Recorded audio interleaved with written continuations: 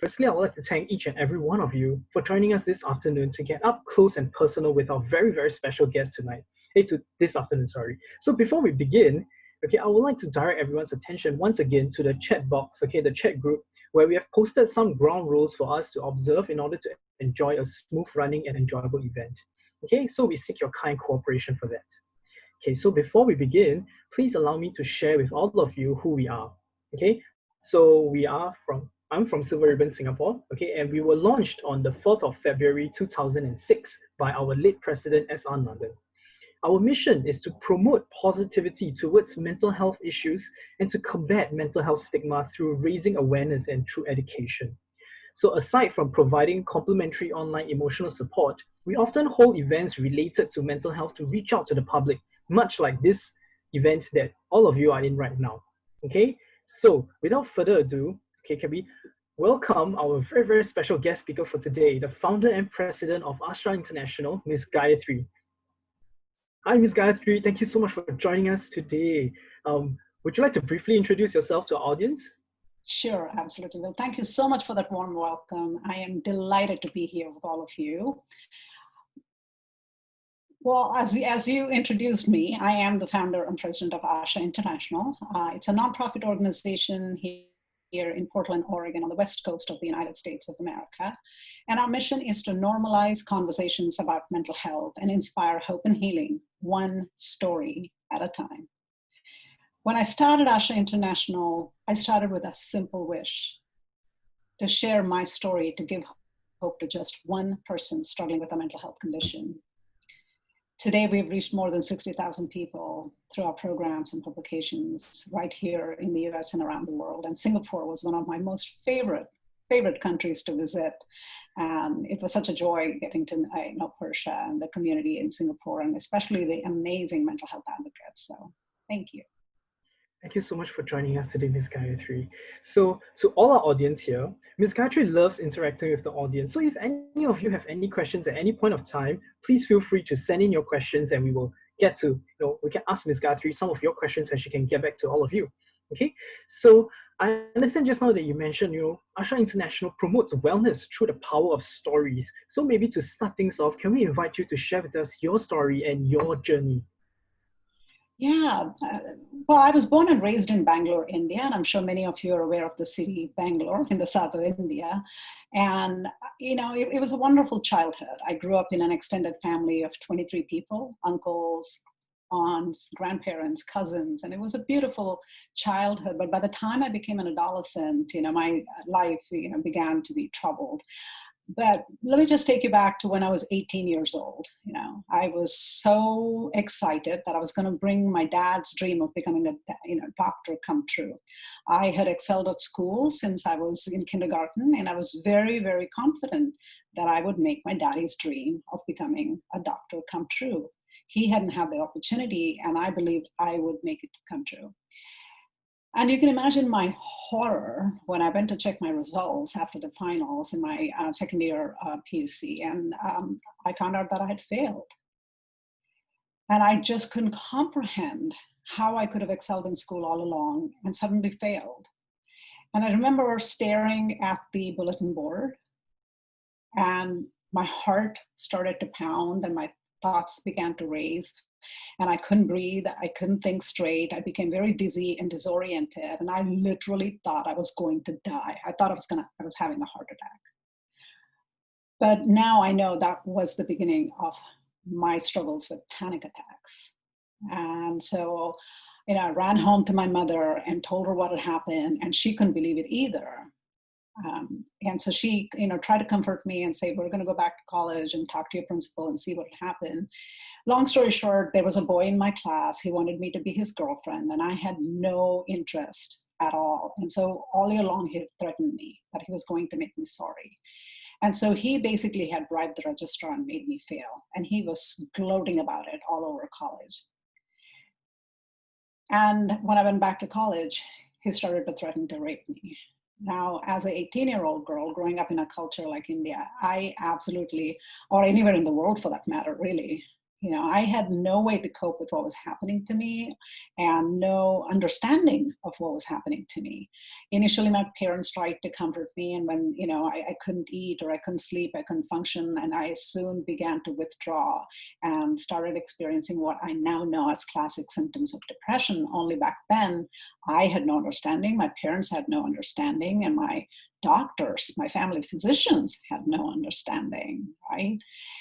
And so over the next 10 years, my life just became a blur of doctor visits, medications, psychotherapy, electroconvulsive therapy, hospitalizations, and failed suicide attempts.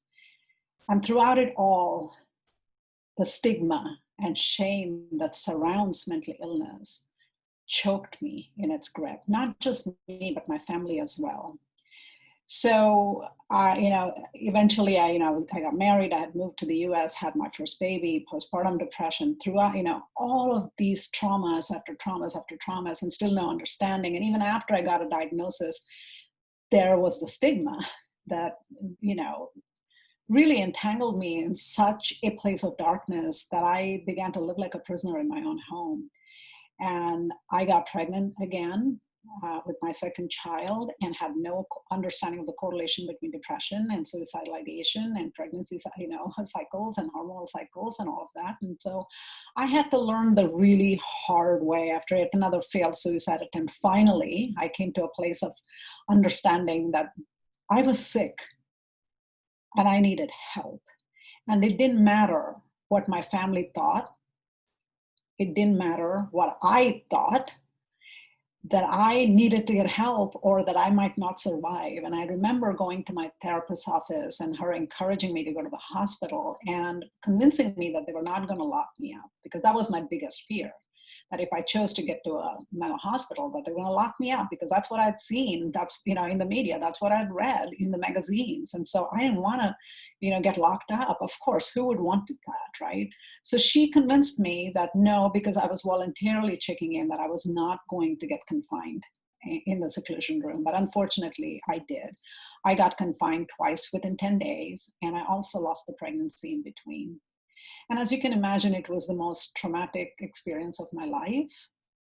And yet it was life transforming, because it is there in the hospital that I first started to meet people like myself, the so-called crazy people in the world, only they weren't crazy at all. They were amazing human beings, just struggling, like human beings do, with pain, with loss, with trauma, with grief.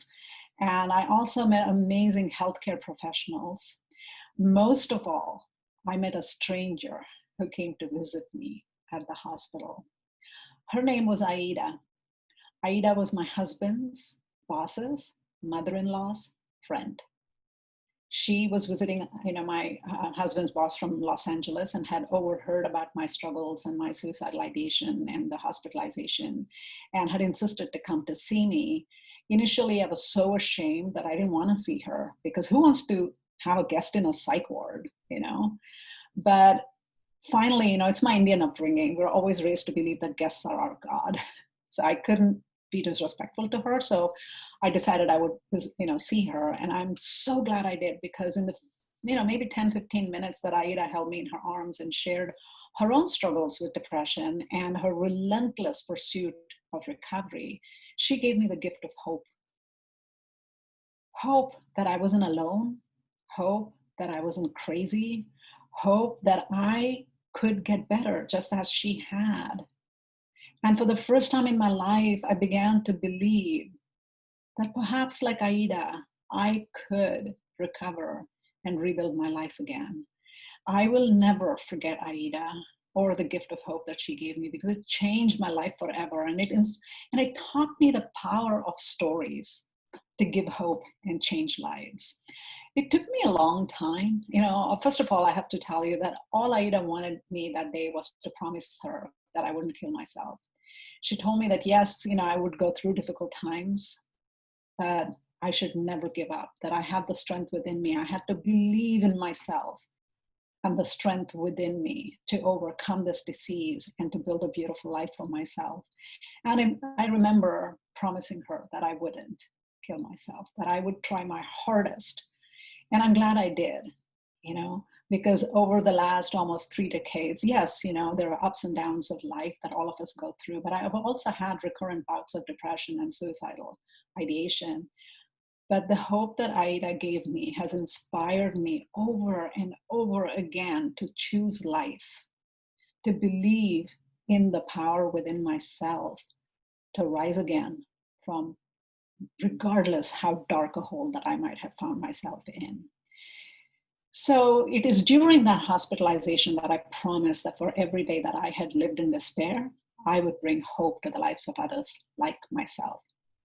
And it's really the gift of hope that Aida gave me that gave me the strength and the inspiration to start ASHA International almost 17 years from the day that I had met her in the hospital.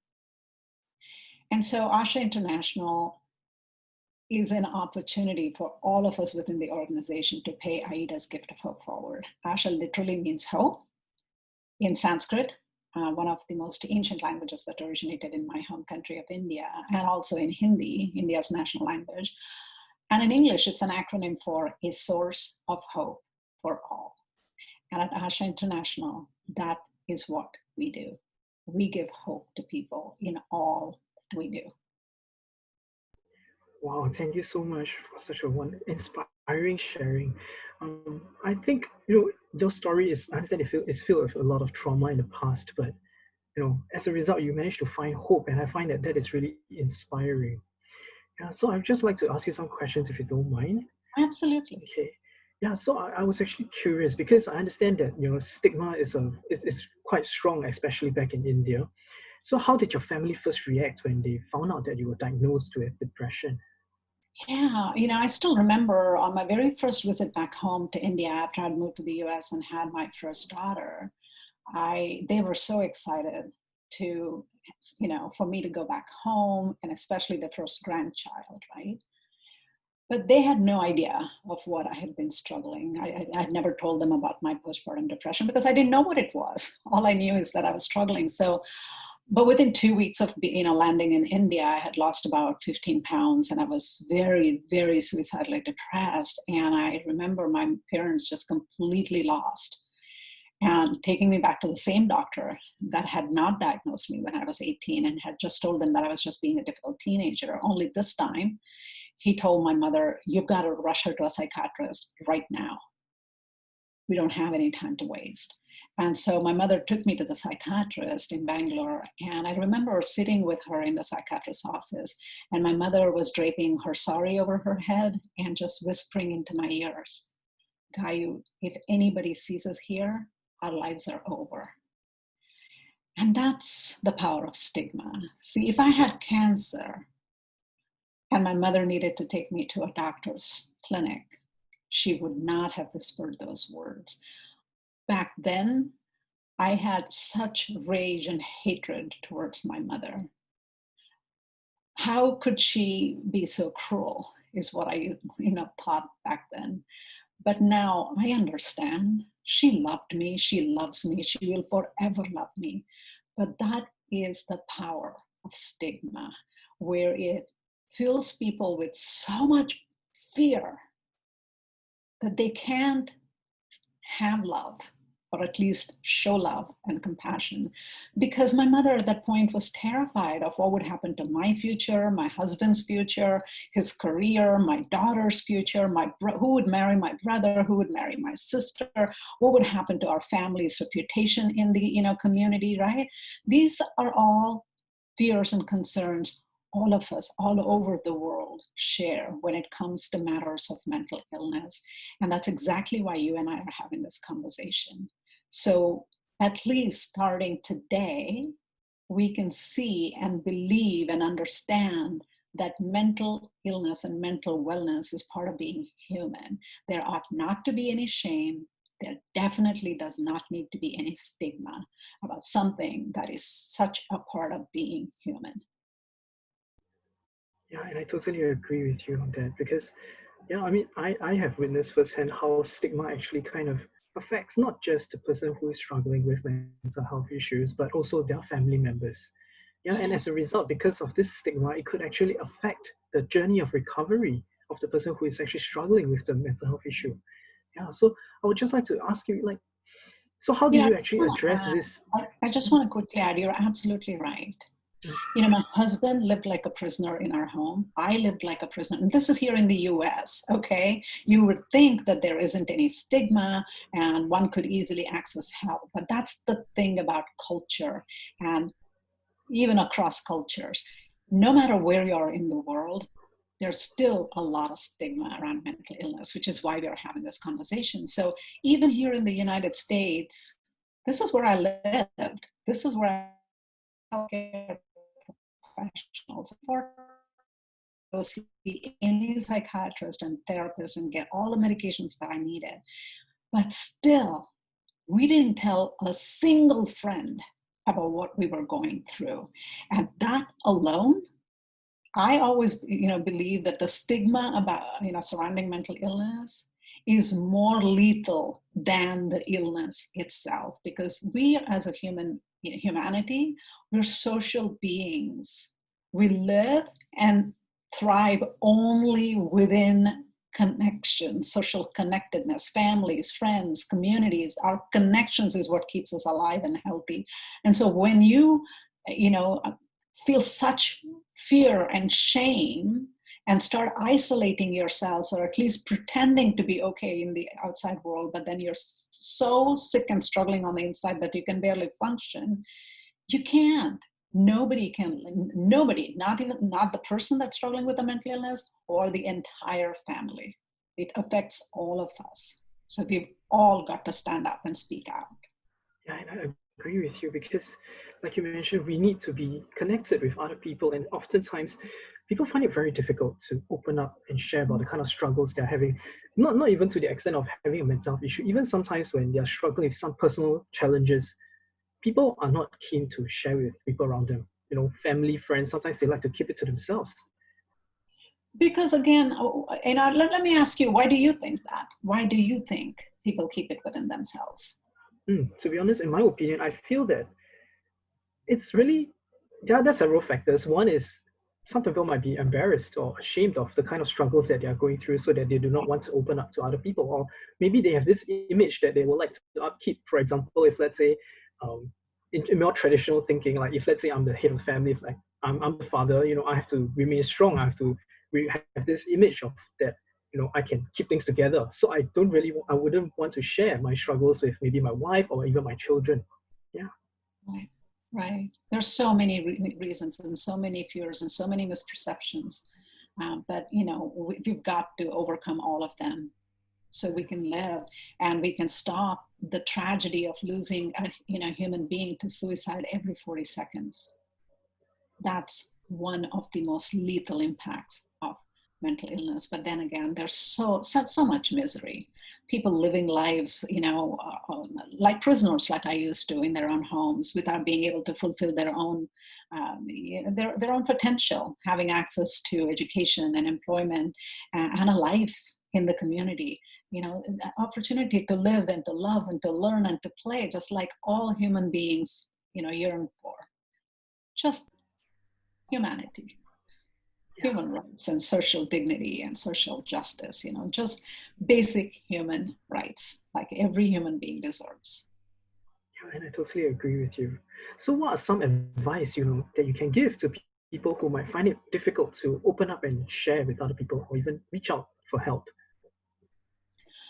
My own journey taught me the power of truth, of being honest, right? Because truth will set us free. No matter how traumatic, no matter how terrifying, truth will set us free. And so I asked myself, what was the turning point in my life? And it was the day that I chose, and I promised myself that from that day on, I would speak my truth. If somebody asked me, wait, how are you? To say, I am really struggling. What's going on? I have depression. And I find it really difficult some days to just get out of bed or to just get my child ready for school. And I need help, right? Opening up to my friends and opening up to my family was the hardest thing I could do. It was easier to open up to strangers, believe it or not. I mean, you'd be standing in a grove, it's typical things, right? You go out to a party or a luncheon and it's like, oh, what do you do? What do you do? It's like, well, I'm a mental health advocate. Oh, do I need to be careful around you? It's like, no, I just advocate for mental health, right? I mean, the people have all these misperceptions, right? Are you going to analyze me now? It's like, no, I advocate for mental health. So why do you do that? Well, I have struggled with depression, and I want to create a world where people like myself can live with all of the human rights that they deserve, just on access to, like I said, to a life in the community, to a life where they can pursue their own dreams and fulfill their own potential. And so, so just conversations, right? When you have the opportunity to be able to do that, but opening up to your own family and friends is hard. But I began to do that, and it gets easier. It gets easier with time and with practice. It also gets easier once you start to believe in yourself and believe that you deserve to live a full and fulfilling, healthy, productive life.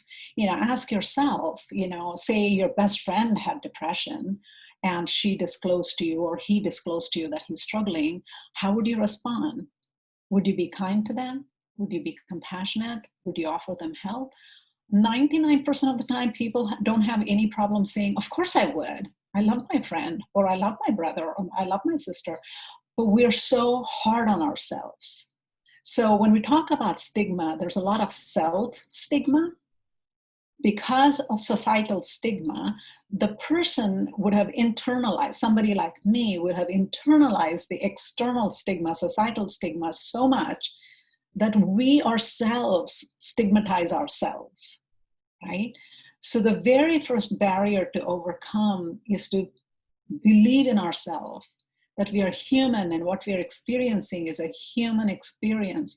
It's not crazy, you're not possessed, you're not evil, you're just a human being having a human experience, and that you deserve care, that you deserve help, and that you deserve the love and compassion that human beings need to survive, right? And so that's really where it began. And the more I started education, I always look at it as 3 steps: awareness, acceptance, and action.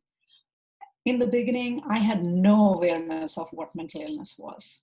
So I had to educate myself what it was. And then I started educating my family. Then I started educating my friends. And then I started educating my community as I am now.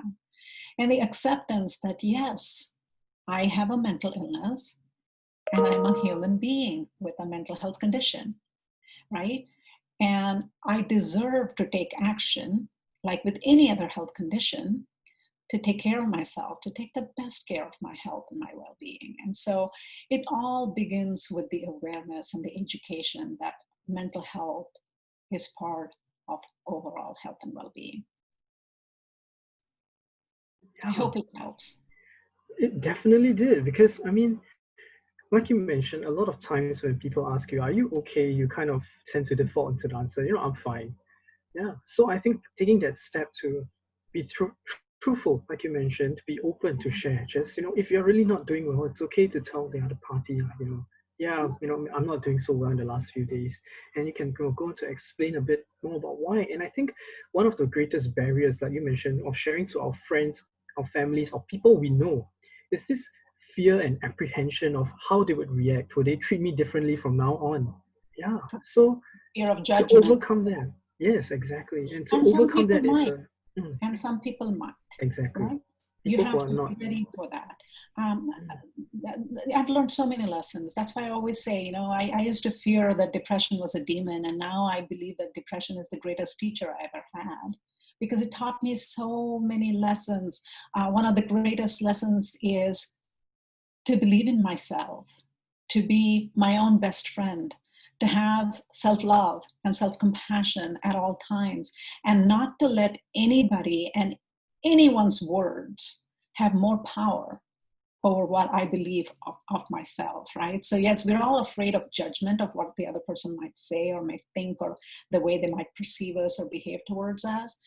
That's on them. It's not on us.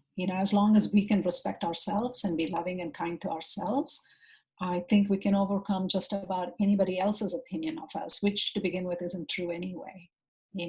Again, to have compassion for themselves. I always remember this beautiful quote that I discovered one day. It says, 3 friends I have: one that loves me, that teaches me tenderness; one that hates me, that teaches me caution; and one that is indifferent to me, that teaches me self-reliance. And so, whether you love me, hate me, or you're indifferent to me, I see you as a friend, and you're teaching me an important lesson. You're giving me a gift, no matter who you are. And so it begins and ends with self-respect and self-love and self-compassion and loving kindness toward the other person too. Wow, Um, that is a beautiful quote.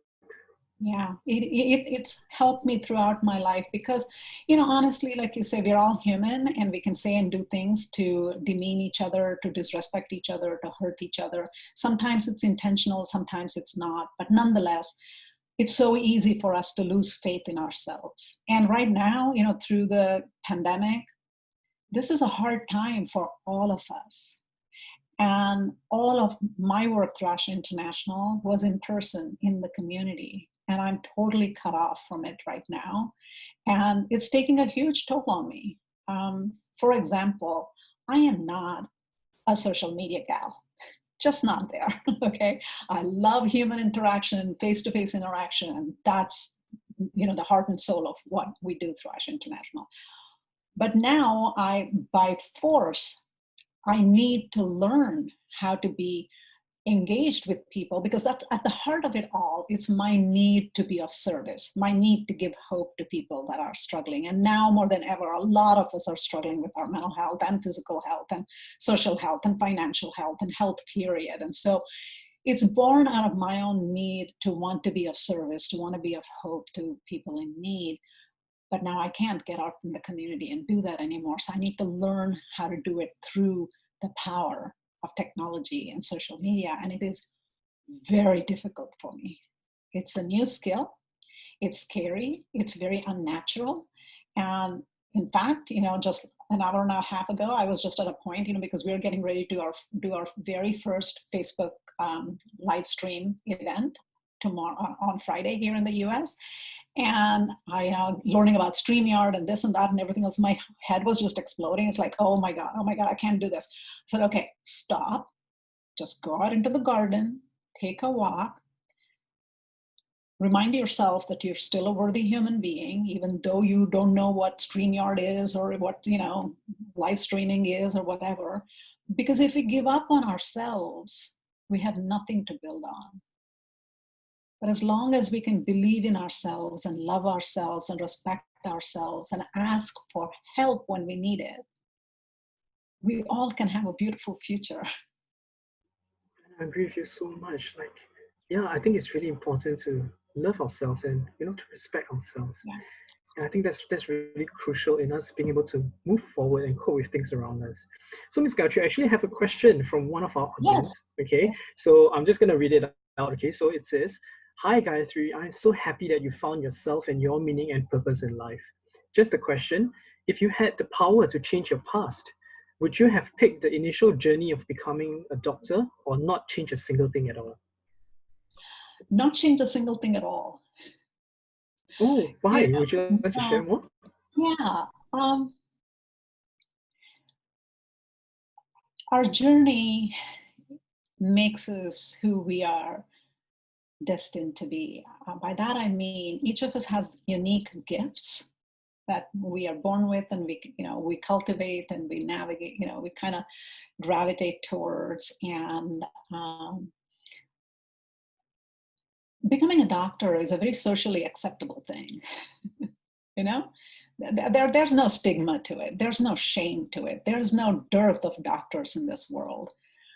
But there is an incredible need for people like myself, people living with a mental health condition, to stand up and share their story, to humanize a dehumanized health condition, to give hope to others who are struggling, to let them know that they're not alone, that they too can recover. much like I have, much like Ida gave me that gift of hope, there is a bigger need for people like myself, people living with mental health conditions, to give hope, to end the stigma, and to build communities of empathy and of support of and inclusion where all of us can thrive. So yeah, even if I was given a chance to do it all over again, I would pick my path, because if I hadn't suffered the way I have, I would not have empathy the way I have. I wouldn't understand what it was, and without understanding, you can't have empathy. And so I am grateful. I am so grateful for every step of my journey. I see. Thank you so much, Miss Gayathri. And I guess in the same line of questioning, let's say if you could, meet your past self when you were at your lowest, what would you say to her? I would tell her, darling, be brave and believe in yourself, and dare to dream your own dreams, not the dreams that other people dream for you, but dream your own dreams and go after it with all your heart. Don't ever stop dreaming and believing in yourself and pursuing your own passion, your own path, because there's only one us in this world, and when we are younger, we want to be like someone that we love or admire or respect. And even as you grow older, sometimes, even now, sometimes, I am inspired by somebody else, and it happens all the time, and it's like, oh my god, I wish I was like them, I wish I was like her or like him. And then ultimately I remind myself there's only one of each of us, and each of us has a unique gift to offer to ourselves and to our world. And so this is where the daily practice of meditation and journaling has helped me ground myself on a daily basis, to remind myself to walk my walk, to pursue my dream and my service to humanity. Yeah. I see. Thank you so much. I think that sharing, you mentioned about being brave to yourself, and of course, you did mention some coping strategies such as meditation and journaling. What other methods do you usually use to kind of cope with stresses? Absolutely. And all of these practices that I'm going to share, now has helped me not only recover from mental illness, whether it's panic attacks or anxiety or depression and suicidal ideation, but it has also helped me build a life of resilience and well-being, because a lot of times, when we're talking about mental illness and wellness, it's like, oh, have you recovered? Are you cured? And I always say it's a journey. Every day is a journey. And so, like a lot of people around the world, I used to dream, oh, I wish I could just find a pill that would make it all go away, that would make it all better. And so after almost 10 years of trying different medications and therapies and all of that, I learned the hard way that wellness does not come encapsulated in a pill. It encompasses the way we live. And so I learned, I have had many wonderful teachers and angels along the way that have helped me along this journey. And so what I practice now is really my wellness plan that I have practiced for the last at least 31 years. Every morning I wake up and I practice pranayama, which is deep breathing practices, deep breathing techniques that originated in India. And again, it's funny, but it's an American teacher that taught me pranayama and transcendental meditation and yoga, all practices that originated in India, but nobody in my family practiced. But here in America, I had wonderful American teachers. So I wake up and I practice my, breath work, pranayama, and then I practice transcendental meditation for about 20-25 minutes. And then I journal every day. It's a gratitude journal. Primarily, I offer gratitude for all of the many small and wondrous gifts. And I certainly journal a whole lot these days about the heartbreak and the grief that I witness, and the suffering and the pain. And I pray and I send loving kindness to the world, hoping that I believe we all will come out of this stronger and kinder and more resilient. But on a day-to-day basis, sometimes it can weigh, all of us down. And so, I journal about what is troubling me that day and what I hope to do in terms of being the hope in the world. What is it, the one small thing that I can do today that can be the change, that can be the hope in our world? And then I work out, at least 5 times a week.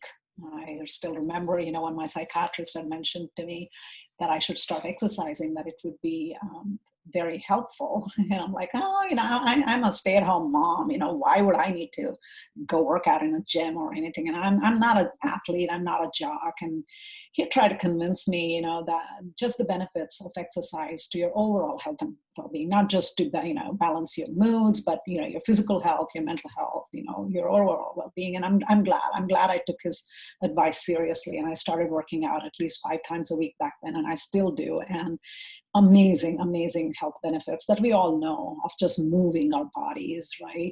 And then hydration and, nutrition. And I'm glad that my mother raised me. By the time I was 8 years old, she taught me how to cook.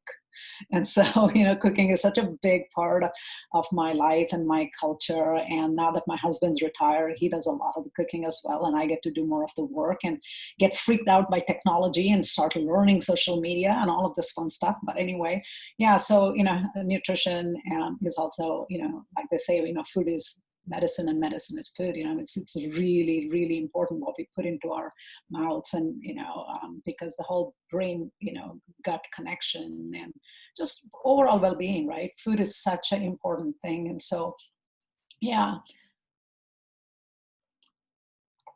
and meaningful work. I believe literally, I don't even want to call it work. It's my calling. I wake up wanting to do what I do every single day, because there's somebody out there in the world that needs to hear that they're not alone, that we're in this together, and together we're going to get through whatever it is that they're struggling today. And so my work is very meaningful to me. And sleep, very important. Just to try to make sure that I get up at least about 7 to 8 hours of sleep. And what's life without fun, without joy, right? I know we all get bogged down. I do too, with the work that we do, with life, with chores, with family, with all the responsibilities.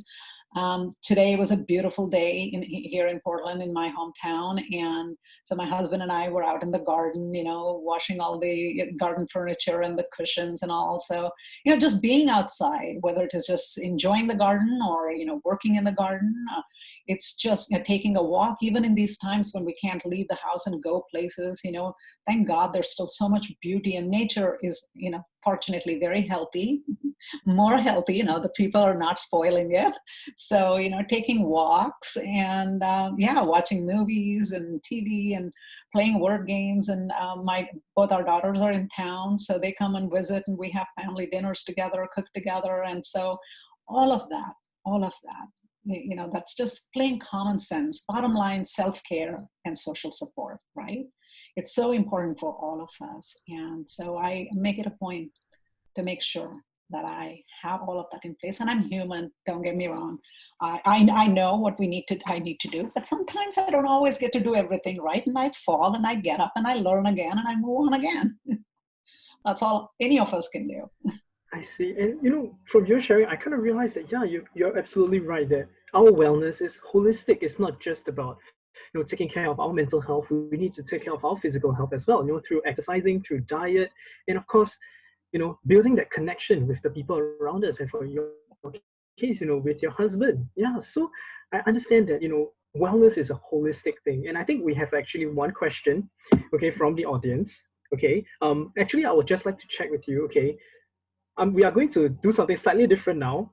Okay, we're going to give the audience a chance to ask you questions directly by turning on their mics. Okay, so I'm going to go in order of people who actually ask me questions. Okay, so the first one is Jessie. Okay, Jessie, I'm going to unmute you now. Okay, so you can ask your question directly to Miss Gayathri. Okay.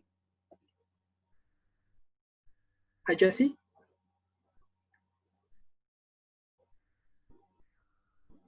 Okay, sorry, give her a second. Yeah. Hi, Jessie. Hi, can you hear me?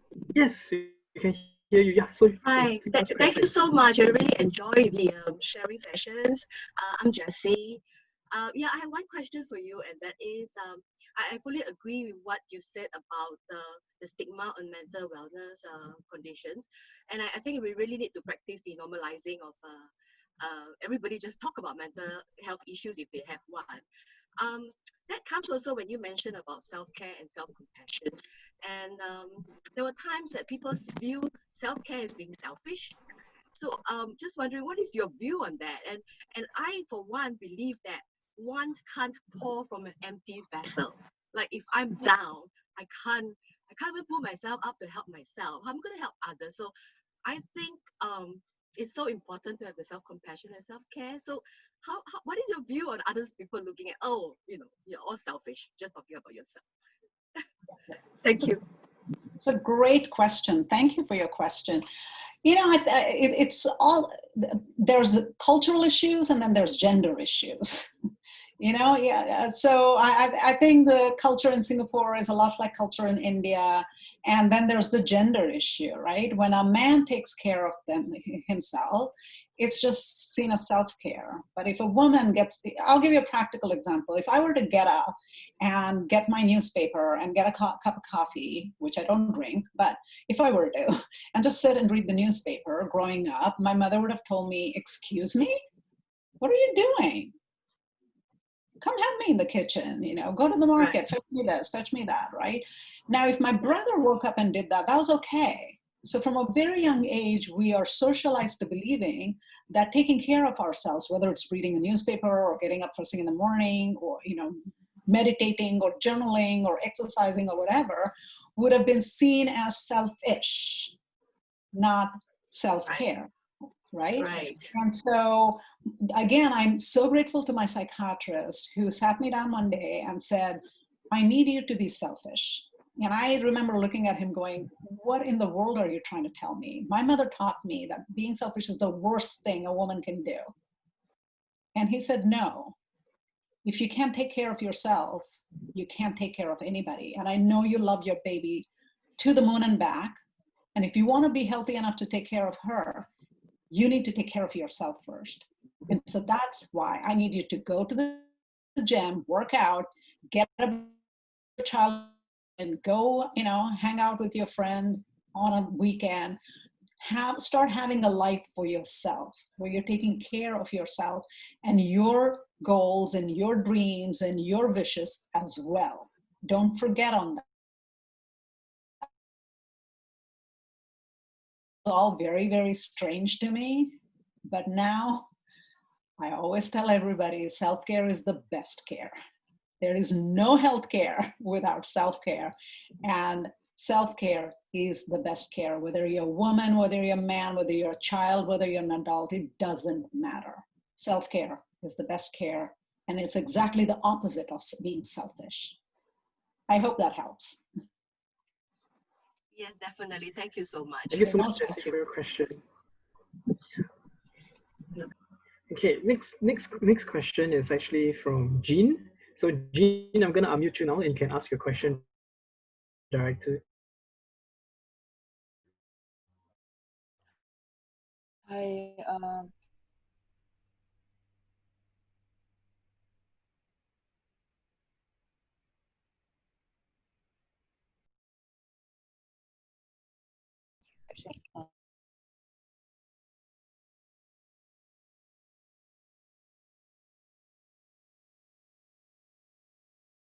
the question. earlier on, you mentioned about your family members' perception of mental health, especially if your mom's some of the stigma, especially when you went to the clinic. So I was wondering, how's your journey been with trying to share your mental health experiences and also addressing this mental health stigma with your family members? Thanks. Yeah, it's very interesting. Again, it goes back to this. Yes, my family had a lot of stigma, like all families do, and like I myself, did. But my survival depended on me educating myself and empowering myself and setting myself free. And so I had to do it, and I chose to do it, and I'm glad I did it. And along the way, I started to educate my family. And fortunately for me, they were open-minded enough. They loved me enough, open-minded enough, that they started to get educated alongside with me, right? So to a point where now, they are my biggest champions. I mean, honestly, my mother, I can't tell you the number of times that she tells me, Gayo, I'm so grateful that God chose me to give birth to you. I am grateful that I could give birth to a child like you, right? And I can't tell you how many times my husband will tell me, I will take care of, the work at home. You do work that saves lives, so you go focus on that. And when my dad, I lost my dad almost 4 years ago, and yeah, it always breaks my heart when I think of it, but it also strengthens me. He's with me even now. He had his own struggles, and because of the stigma, because of the toxic masculinity, he could never talk about it, and he could never come to terms with it for almost up until he passed away. But just a couple of years before he passed away is when he sat me down on his lap and said how proud he was of me, that I had had the courage to do the work that I do, that he had never had the courage to even speak about. Right. So, and my children, both my daughters, they're now 34, 29 almost. And, when they were kids, they were very uncomfortable having a mother like me that was so outspoken about her own mental health in the world. But now they are my biggest champions. They know, they see, they even within their own friend circle or their colleagues, they see people struggling and they understand the value of what I do and the courage it takes to do what we all do as mental health advocates, right? So yeah, gone is the stigma, gone is the shame. Every one of us is a champion now in this family. We all want to speak out in whatever capacities that we can, but we all believe that it's time. It's time for us to share our stories, to share our truth, so we can live free and others can live free. Thank you, Jean, for the question, and thank you, Ms. Gayathri. So I think, yeah, you mentioned something that I feel is very accurate. It's the support of the family members around you, their desire to see you do well, their desire to be there for you, that kind of helps them try to understand the kind of struggles that you have been through. Yeah. So I'd just like to remind everybody, okay, if let's say you have a question that you would like to ask Ms. Gayathri, okay, feel free to click the thumbs up reaction and then we can unmute you and you can ask your question directly to Ms. Gayathri, okay? If not, because right now we do not have any questions, so I will move on, okay? Because I have another question for you, Ms. Gayathri. I have a question too. Okay. Can we just make about 10 minutes time to share about the My Story resource apps for all of you? Actually, the next question I was about to ask you, yeah, because you did mention about the power of stories, and you came up with ASHA International, and you did mention to me that recently there was a new movement called My Story, My Superpower. So I'm going to try this. I'm going to share my screen and share a video. Let me know if it works on your end. Sure.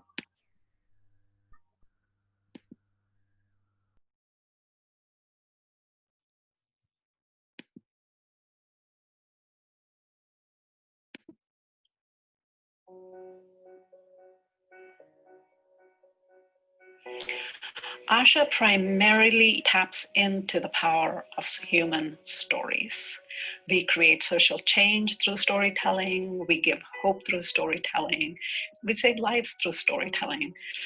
Good morning. My name is Gayathri Ramprasad, and I'm the founder and president of ASHA International. And every 40 seconds, for example, there's a suicide in this world. Each morning when I wake up, it never skips my mind. But in less than the time that it takes for me to take a deep breath, we have lost a person. Like many people, I grew up in a family where we did not talk about mental health, or certainly did not understand how integral mental health is for our overall health and well-being. I truly believe that stories, empowering every person living with a mental health condition to stand up and share their stories, will lead us to a world where there will not be any stigma or shame attached to mental health conditions. But the important fact is, many of us are not getting the help, and we need to change that. And that's exactly what our storytellers are dedicated to doing.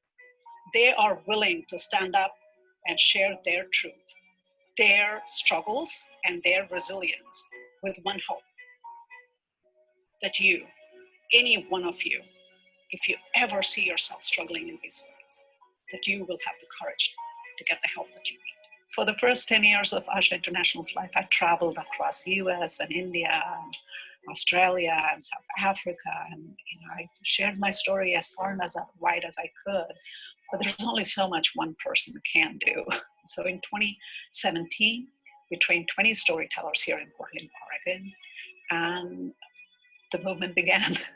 So with that, it's my distinct honor to introduce Natalie Robinson. She is a junior at Sunset High School, and she'll share her story. I became involved with ASHA when a friend of mine, her older sister, my mom had told me that she was a storyteller. And then I was like, no, I'm not going to do that. I don't want anything to do with that. But that spring, they came and presented in the health class I was in. And then I was like, I think this is something I should do. I have a clear memory of the first time I thought of taking my own life. And even though it scared me, the thought was in my mind and it felt like it would never go away. The idea that I could stop my own heart or keep myself from breathing with such a small action absolutely terrified me, but at the same time, I was obsessed with the idea of it. I was 14 years old. It was definitely very scary to share my experience with ASHA just because, it's such a personal thing. I just to think about how I am going to help people and how there's at least one person out there who this could save their life, that could save the life of someone they know, and that's just enough for me to do it. I'm not Natalie Robinson. I'm Jackson Buell. And I'm a senior over at Glencoe High School. Jackson's story has definitely a unique power.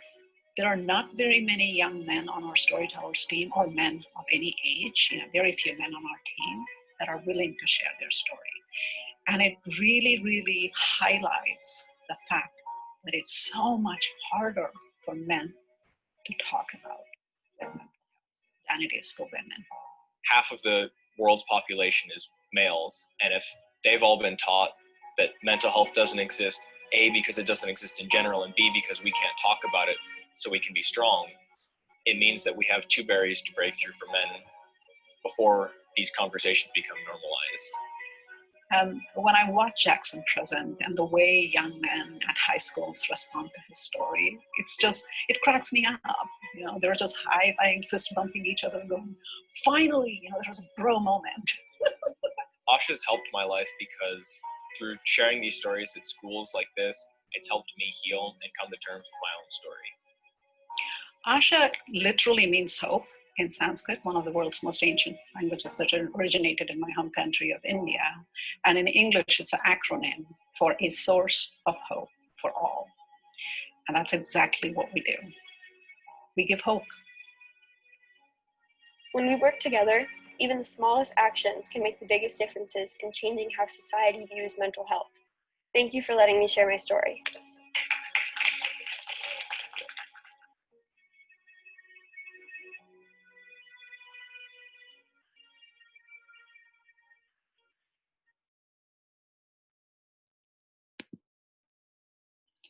So yeah, I truly believe that every one of us has a story, and our story is our superpower.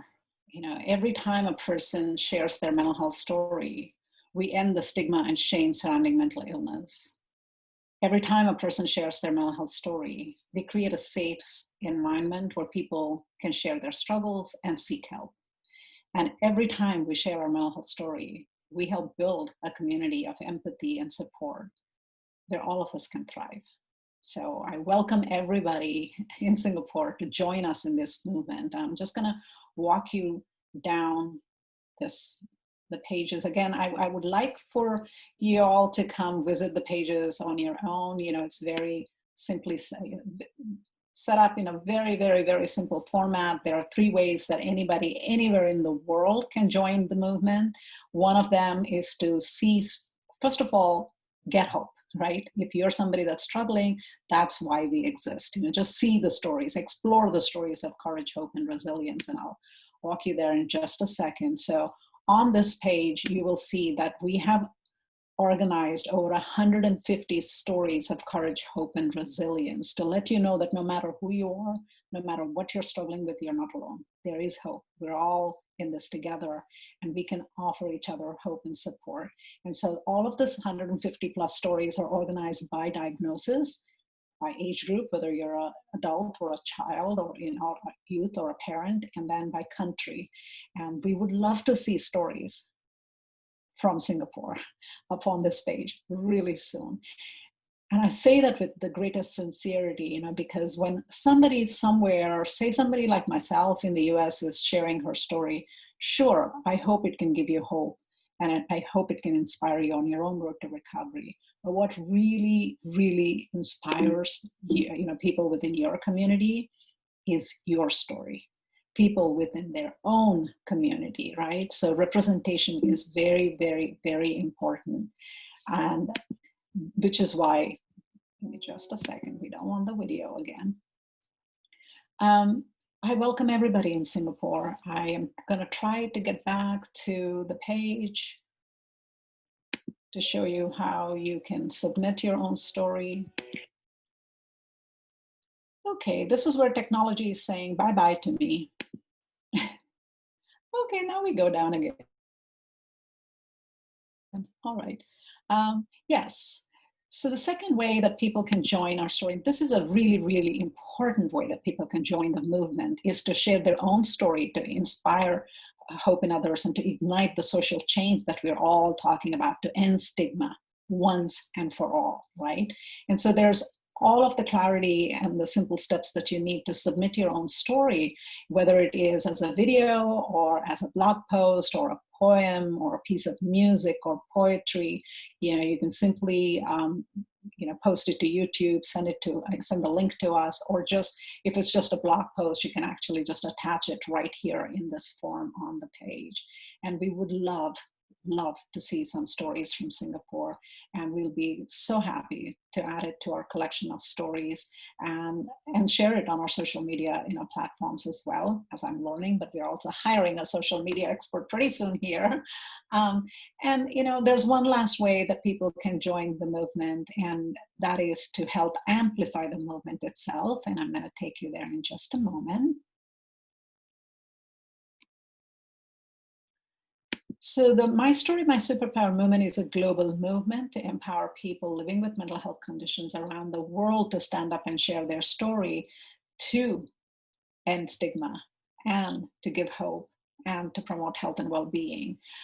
But there are so many other programs that we present here at ASHA International, like the, Let's Talk About Mental Health program in schools and in workplaces and in community organizations. I know, I would have said in the past, oh, but these are all local programs, but these are programs that can be, now that we live in a world without walls and we use technology to get anywhere and everywhere we want.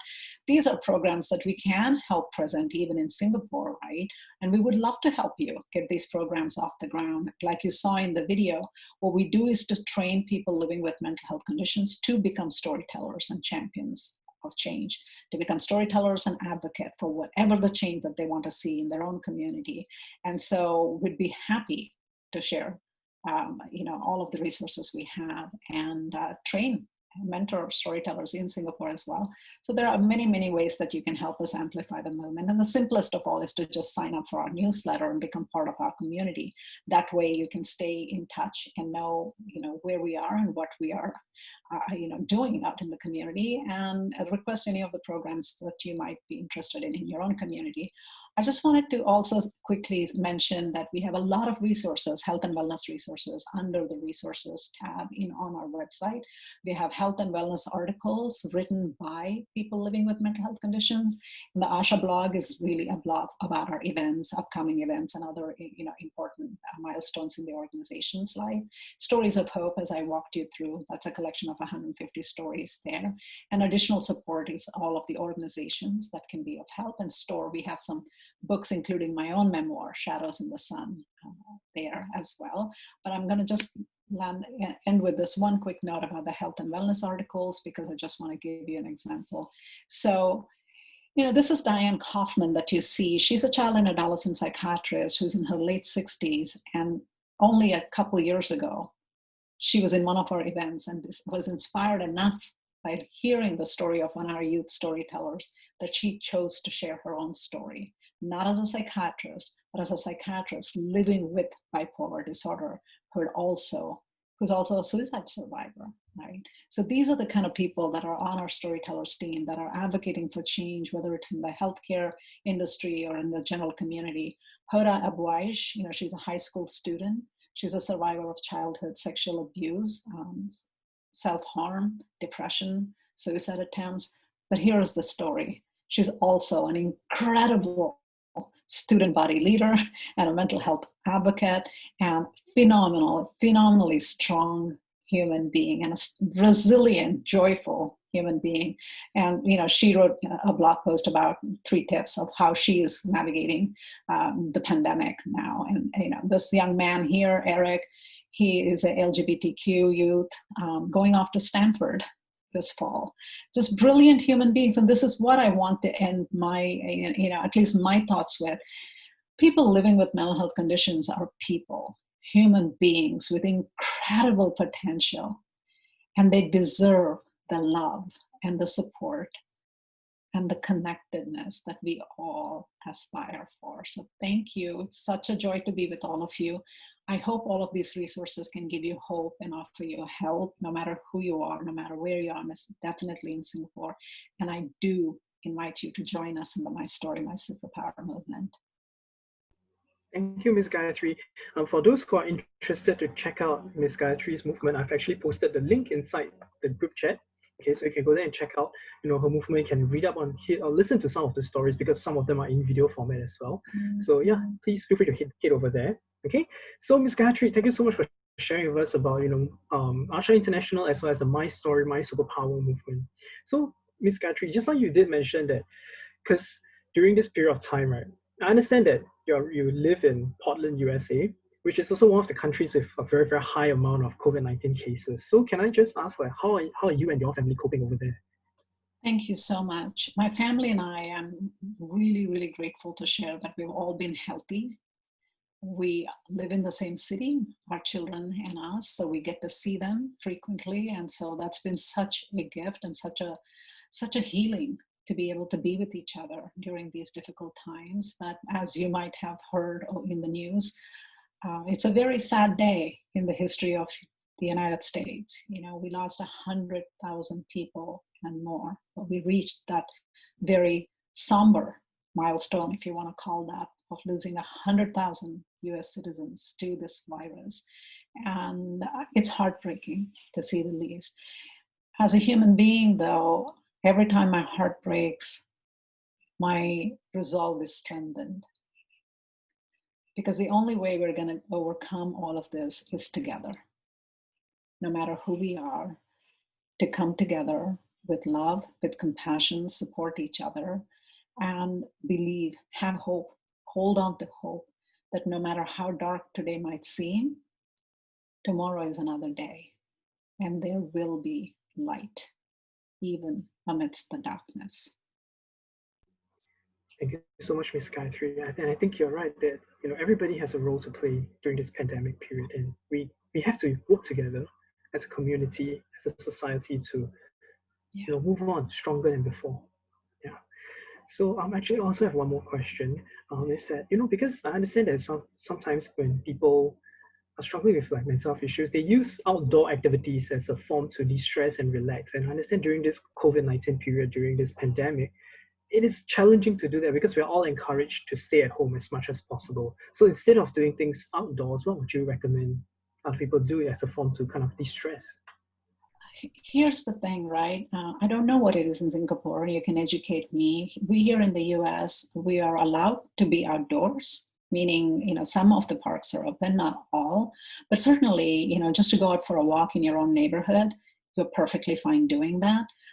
Some of the parks are open, but people are highly encouraged to maintain social distance and wear masks if you're getting close, in close proximity to other people.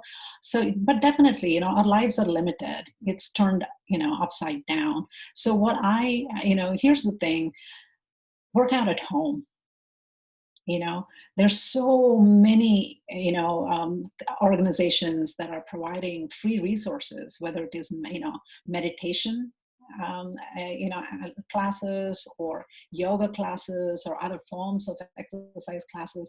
Just look online. So many companies are going out of their way to provide all these resources at no cost. So for example, I am the birthplace of Nike. I live about 10 minutes away from Nike. Both my daughters work for Nike. But that apart, Nike is a giant, as we all know, a global giant when it comes to sports and athletics and all of that. They have, it's called Nike Training Circuit. NTC. If you were to Google NTC, you'll come up with an app, and they have hundreds and hundreds of workouts for free.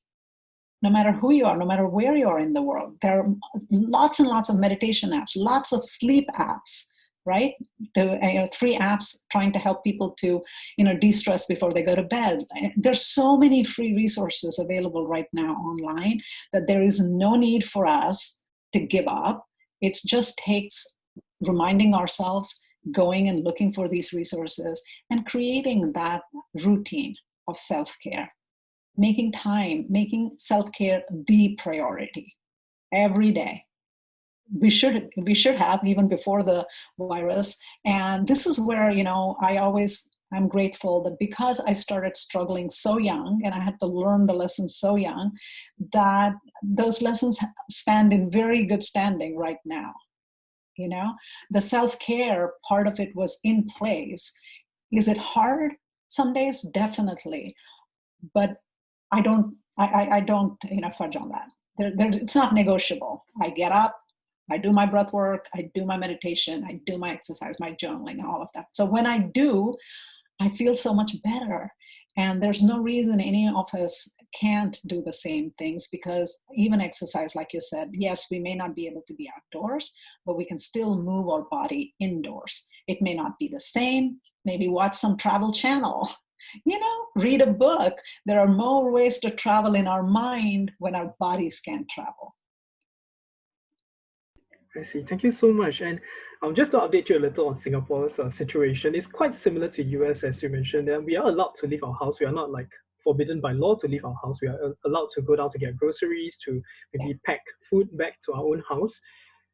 Yeah, so we are allowed to do that. Of course, we have to wear masks while we leave our house. So as you mentioned, some parks are opened as well. Yeah, but I think generally people are still a little anxious regarding that, because some people, they exercise without wearing masks while they run. So some people could be a bit worried about that situation. Yeah, just to update you a little on how Singapore is like, because we have been, we are under this measure called the circuit breaker measure. So we were actually told to stay at home for 2 months, and we are coming to the end of it actually.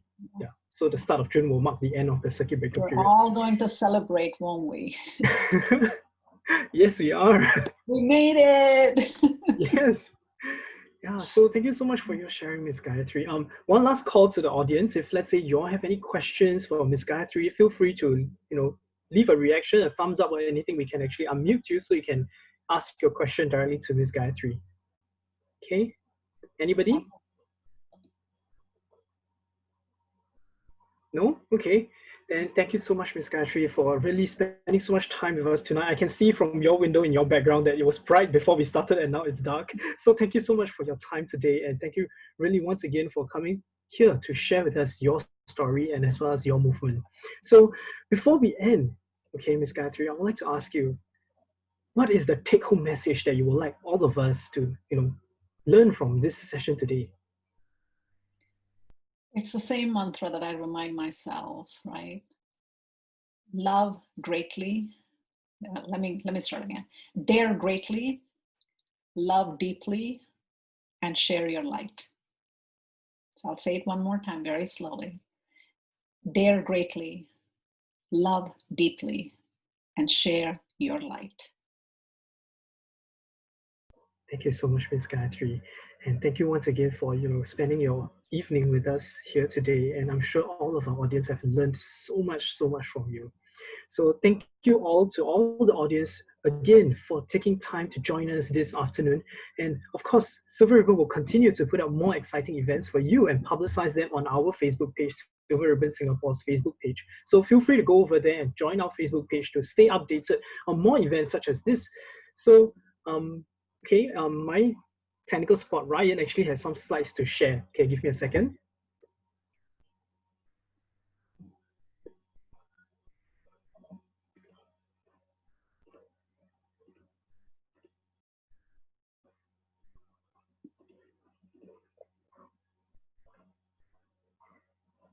Okay, thank you so much, Ryan. Okay, so just to update everyone, okay, currently Silver Ribbon Singapore is providing complimentary online emotional support via phone call, via Zoom meeting, or if let's say even WhatsApp call if required. So these are the 3 numbers that you can give us a call to fix an appointment if you would like to, speak with a counselor.